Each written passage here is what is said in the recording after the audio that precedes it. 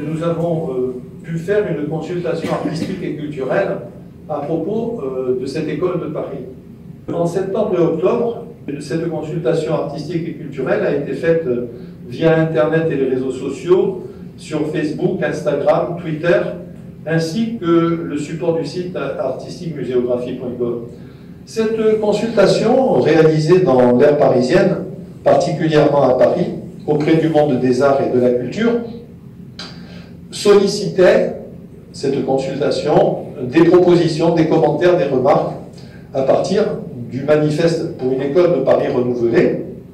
du XXIe siècle. Et au-delà de la communication via les réseaux sociaux, cette consultation s'est développée aussi par un grand nombre d'emails qui ont été adressés directement aux organismes professionnels, c'est-à-dire auprès des musées publics qui ont été donc sollicités, musées publics à Paris, on parle de l'aire parisienne, donc les musées de Paris ont été sollicités, musées publics et privés, les galeries d'art, les commissaires-priseurs, également donc les ateliers d'artistes, également en région parisienne, à Paris intramuros, les artistes aussi dans le cadre des cours de formation artistique, et également auprès cette consultation artistique et culturelle auprès des artistes de toute discipline. Sur le détail de la consultation parisienne, elle fait apparaître que sur 3202 envois de demandes de consultation sur le manifeste, il y a eu un nombre de 426 institutions, professionnels d'art, artistes, qui ont été intéressés, du moins qui ont eu connaissance de cette consultation, qui ont pris connaissance de cette consultation. Elle a fait apparaître qu'une très large partie de ce public artistique, en fait, ne s'intéresse pas ou plus à l'école de Paris aujourd'hui. On constate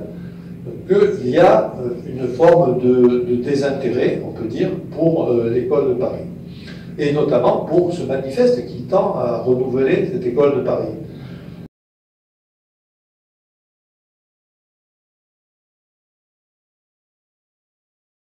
Au niveau de la communication générale auprès des organes de presse et de radio, on a fait également un certain nombre de communiqués de presse.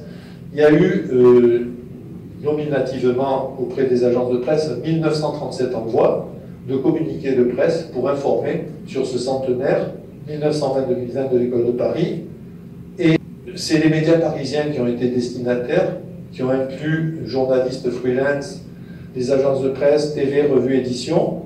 Et il y a eu 102 communiqués qui ont été faits aux agences de presse sur l'ensemble de la France. Néanmoins, on se rend compte qu'il n'y a pas une prise de conscience pour l'instant de cette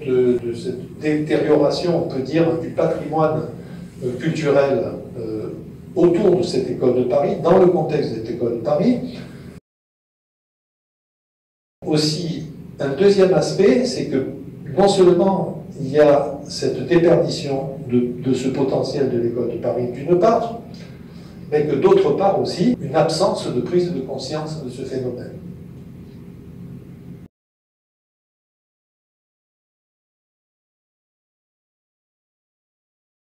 Ça a fait l'objet, effectivement, d'une démarche auprès de l'UNESCO, puisque dans le contexte de l'UNESCO, il y a une convention internationale qui a été signée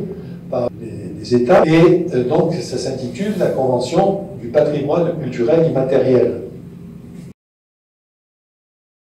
Nous avons fait une démarche argumentée auprès de l'UNESCO pour effectivement demander à ce que l'école de Paris,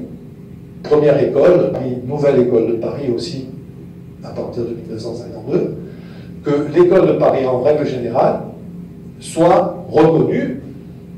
et inscrite au patrimoine culturel immatériel.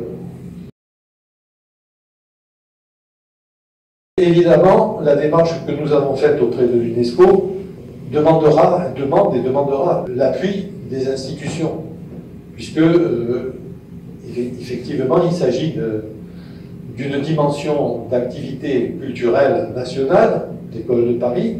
et dès lors, effectivement, nous comptons dans l'avenir sur l'appui indispensable des institutions pour que nous puissions aller vers une admission de l'École de Paris, une inscription de l'École de Paris au patrimoine culturel immatériel de l'UNESCO.